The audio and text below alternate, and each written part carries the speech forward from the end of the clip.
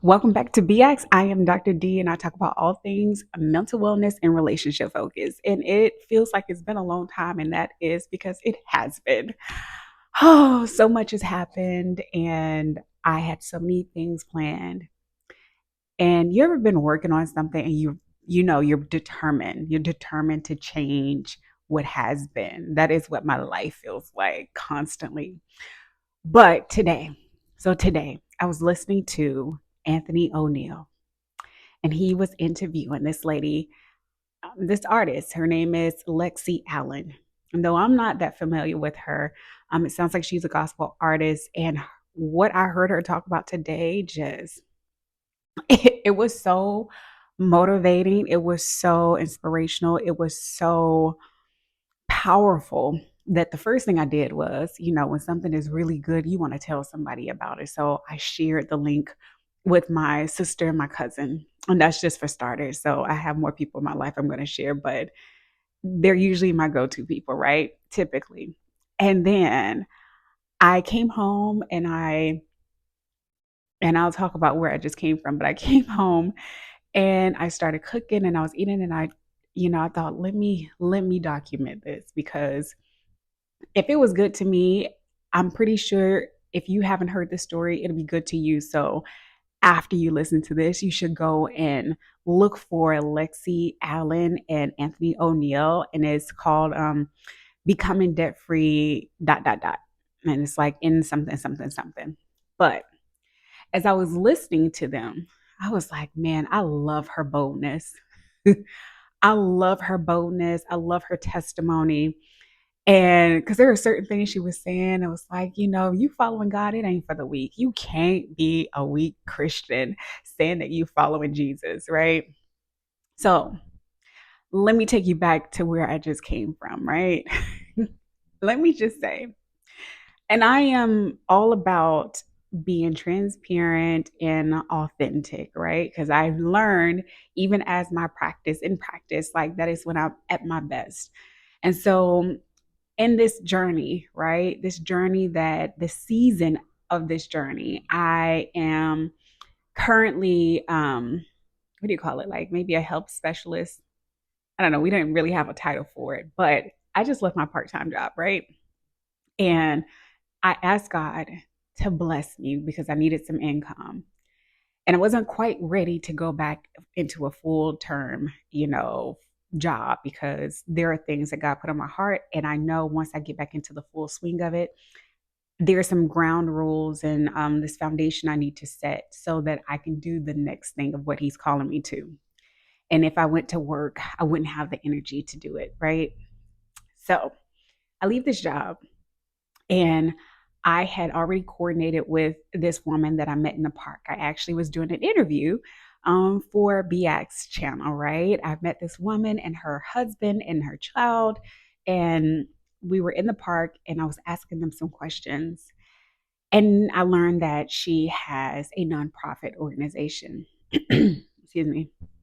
So God had already told me, like, get rid of the things that you have. What things you may be asking, like, what is she talking about? Well, in my previous relationship, I was with this man who was absolutely amazing to me in the beginning. Everything was great, as most times things are when you're dating someone. And it isn't to say that something's wrong with him, he's a horrible person. None of that. It is to say that in the beginning, the things that were a distraction for me were all these lavish gifts. It was great. And I remember saying, oh my gosh, if this never goes anywhere, I just appreciate who he has been in my life. He has been amazing to me and to my son, and how loving, how giving he is, just how he embraced me, just how he affirmed me. He was amazing. And a part of that came with lavish gifts. Um, he bought me boots and coats and you name it. He saw that I needed it. He provided because he's a great provider. And, but those things became, because initially I must say too, I was like, you know, I wasn't so quick to accept all the lavish gifts. Because I remember thinking like it's okay. Like I don't, and I remember thinking this, I don't want to be distracted. I don't want to get caught being used to receiving these things. And should he ever leave, then I feel like something's wrong. Like I can't replace those things so easily. And I become so dependent on them. And I just did not want that. And I even had a conversation with my kid like, hey, this is great. But number one, we're not married. He's not your stepfather. You know, let's slow it down and just be mindful, right? Because I didn't want him to get the wrong idea either. Because relationships, just because you get in one doesn't mean that it's going to absolutely work. And I know my history, honestly. So here I am. We're in this relationship, and he is buying me all these wonderful gifts. I mean, I just so many things, but it didn't work. And it got to a point where I was praying to God, help me get out of this. I need to get out because I had become disobedient. And I can't just walk away because things were good, even though they were really going downhill. We were, as he would say, we had a very contentious relationship. It was just a constant argument about things. And trust was a huge issue for me. And I just didn't trust him. So, and it got to that point. There were certain things that were clear that, yeah, you need to leave. So, interestingly enough, I prayed, God, get me out of this. And he got me out, but it wasn't me, it was him. He was like, I'm done with you. And he didn't. It's a whole story. So, should I ever get to that? It just came to the point where we were done and it was official and I knew it and he made it clear. And though it hit my ego, that hurt, I also still rejoiced in God because it was what I prayed for. And it was hard because I knew I would still see this person because of where we met. But I was like, God, I need you to get me. I need you to help me. So fast forward months later, so many things have happened. And maybe in another video, I'll talk about some of those things. But months later, it became very clear to me that all those things, red bottom shoes, watch, Apple Watch, AirPod, all those things, all the things that you put so much value and significance in that made you feel a certain way, that made it harder for you to be obedient to what God was calling me to. Yeah, all of that has to go. And so I knew it. So I'll collect all these things. And probably for a good 2 weeks, I've been holding on to them, maybe longer.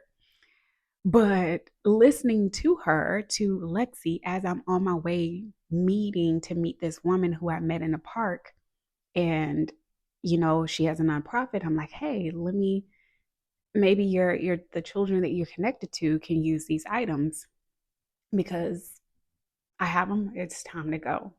And I know people ask like, well, wait, you're not gonna sell them? And I'm like, I thought to do it, but because I'm just not great with setting those things up, and I kind of like an instant release. I was like, let me just go ahead. But there were a couple of items that I kept, not for me, but I did talk to one of my cousins and she was like, yeah, you can put this up here for sale. And I thought about how it can be beneficial. Now, whether or not I'll be able to do that, I'm praying about it. If God is like, no, girl, I said, give it away, let it go and let it go this way, then by all means, that's exactly what I'm going to do. Because I've learned that when God speaks, you follow, you listen, you absolutely do exactly what he says when you know that's what he's telling you to do.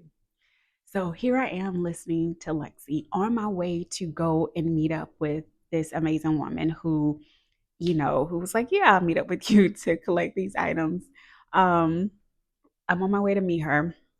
I'm listening to Lexi and O'Neill doing the interview, and Lexi, she's dropping so many gems. She's like, what did I say? I had to write it down. She said, there were some things that she she knew the reason why she had failed this test in the past was because, sorry, that she wasn't ready. She wasn't ready. And she didn't have the education about finances because she seemed like she's very educated academically, but she said she didn't have the education about finances, and she wasn't disciplined. Jesus. She was like, I wasn't disciplined and I wasn't ready. And let me bring it back to that relationship, right? So the last time that I was tested relationally was with this man, and I wasn't ready. I wasn't ready. I wasn't ready to stick to my guns, and I thought I was, because the relationship that I had prior to that I truly considered this person, and I thought that we were going to be together long term. Wise, I wasn't ready for that either. And I must say that that was probably the first time that I actually was like, I'm ready for a relationship. But what I didn't know is what I didn't know, right? And that was, I wasn't disciplined, that I didn't have this the standard. Like I had, certain things they were automatic, right? I'm probably not even checking for you if you don't come a certain way. I'm not interested. But there were other things that were much deeper, that when you think you know someone, you think you like someone rather. And I was like, oh my gosh, these men, the two that I did actually give time and energy and, attention to, I thought, I really like them and they really like me. Like, clearly they are pursuing me relentlessly. And mind you, these two relationships, these were years apart. I dare say 9 years apart. And so when I was in, I'll go back to the most recent one, relationship, and it speaks to both actually. It was, I didn't have the discipline that I thought I had. And the standards that I had, by the second time, I knew exactly what I wanted. And though I knew what I wanted, I also overlooked, excuse me, sorry, just ate a salad.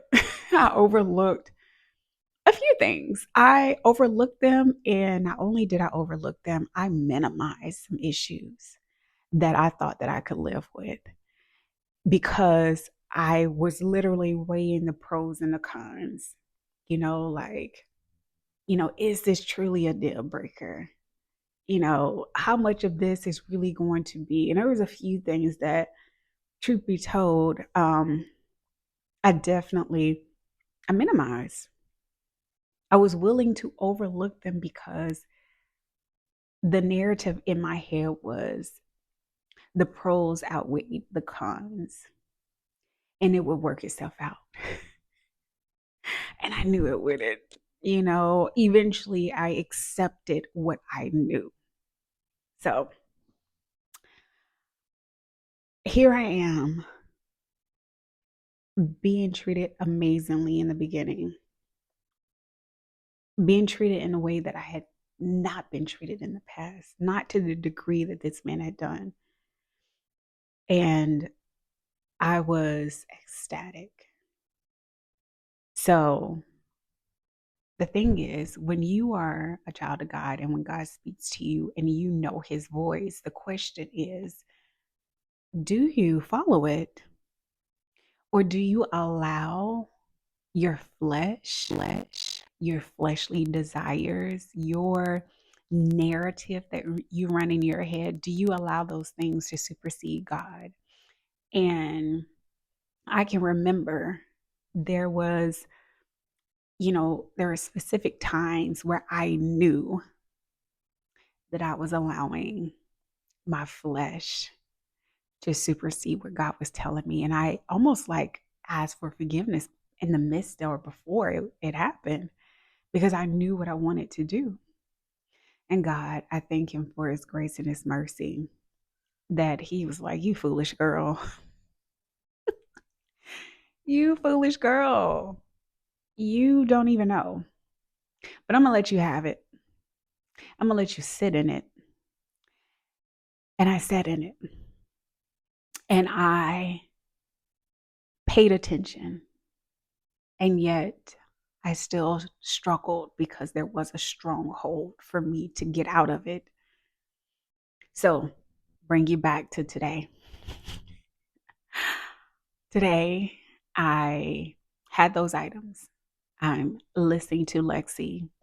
I am thinking about what has this last test taught me and the other tests that followed after that.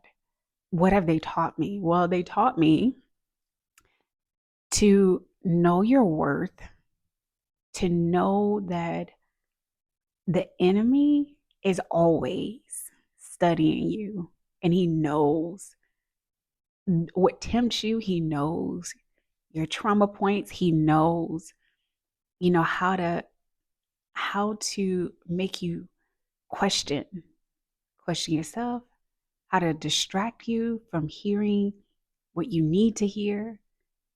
Lexi talked about that too. She talked about, like, again, you have to listen to her story. Go back and listen to it if you can, but I'll give you a little bit. She said she was on, I believe, the Stellars Award show. She was going to host it, and she had just got out of debt, and this debt was choking her. And she got serious and she obeyed, and God blessed her to get out of the debt and to stay out of it. So here she is. She's at this award show and she has on this $50 dress. And she's at this award show where people will pay thousands of dollars for stylists and clothes and handmade, apparels and all of these things, that she's there. And she's telling them in the dressing room, "Oh, my dress is $50. And like how everyone responded was just out of shock, like, "Oh my gosh, clutch my pearls" kind of situation. Like, how dare you say this here, knowing who you are around? And she was like, "I don't care. I don't care." Because many of you may be watching, many of you has something that you are struggling with, that you are pretending, you are masking, you are wanting to project your best image. Meanwhile, there is something in your life that you're wanting God to remove, wanting God to shift, wanting to get free from. And she was like, "I've been there, I've done it, and God freed me from it." And He humbled her in a different way, because she didn't sound like she was a very prideful person, but she did have some ways of how she maybe mismanaged what God had given her to steward well. And so, as she was listening to some of the responses, as she had said what she said, and the people heard her, rather, they were just, it sounds like there were a few people who were in shock and had such a visceral reaction because of the debt that they were in, the things that were choking them. And to see her freedom, to see her boldness had encouraged them. So she's doing this interview, and the enemy was trying to get in her head. So this first person apparently who asked her if she could she interview her, this person was apparently wearing the same dress that she had on. And so when she recognized that the girl had on the dress, but the girl had asked, had started the interview, she was saying how she could just see her mouth moving, but she couldn't hear anything, because what she heard instead was the enemy telling her how stupid she was for buying this $50 dress. And now she's going to be interviewed and da da da. And the enemy was trying. And she acknowledged like she couldn't hear anything the girl said. But, and I stand corrected, she didn't start the interview. Because what Lexi did was she came to herself and she responded to the girl and she was like, hey, we have on the same dress, I guess it was a different color. She was like, but let me show you how you're supposed to wear it. You can wear it this way. And she started shaping it for her. And she owned that moment, that the enemy didn't continue to make her feel unworthy, and didn't continuously to make her feel like stupid or like she made a poor decision or she's going to be outed. She took control of the situation. And that's what we have to remember, that when the enemy comes, and because he will come because his job is to kill, steal, and destroy. And he would try to destroy your faith. He will try to kill your dreams. He will try to do anything and everything that he can to get you from where he knows you're going. He knows that God has something great for you, and he wants to get you off your post. He wants to distract you. He wants you to be depressed. He wants you to be anxious. He wants you to be fearful. He wants you to be confused. He wants you to feel like life is so overwhelming and you don't know how you're going to come out of it. But if you get in your word and you really, really seek God, God will give you the peace that you need. And I know this. I know this because there's so much that's happening, or so much that has happened. But the peace that I have from when I started to really walk into what I believe he was calling me to, and to stop asking for permission for things that he had already given me the power and authority to walk in, then that's when I started experiencing my true peace. My true peace. So, as I am meeting with the young lady at the Target parking lot to give her some of the items from my ex, it was another weight that was taken off, because I know this is what God is telling me to do. And there's times where I wanted to be like, hey, you know what? Let me try to put this on eBay, or let me try to. And there are still a couple of things that I held on to, but not for me to have, but for me to see, like, God, can I work this thing out to do something different? And if not, excuse me, if the answer is still no, give this away, I'm going to give it away. Because I don't want to be anything. And I've learned this early on, actually, in high school, I believe, maybe middle school, that I don't like people having things over me. I don't like for people to feel like they made me. I don't like for people to feel like I have what I have because they gave me something, or they have something they get to dangle over my head and they're going to out me. I own everything that I've done. And even if it hasn't been expressed publicly, should it ever come from me and I did it, I'll stand that flat-footed and say, yeah. But what I won't do is allow for stuff to give me identity, for stuff to define who I am and my worth. No, only God gets to do that. I know what my identity is, and it is in Christ Jesus. So I thank God for the many opportunities. I thank God for the many, situations that I've been in. And I'm going to remember that life is full of many tests. And the next test that I have, be it relationally, be it work-wise, be it with finances, be it with my health, whatever it is, God, I submit this to you. What do you want me to do next?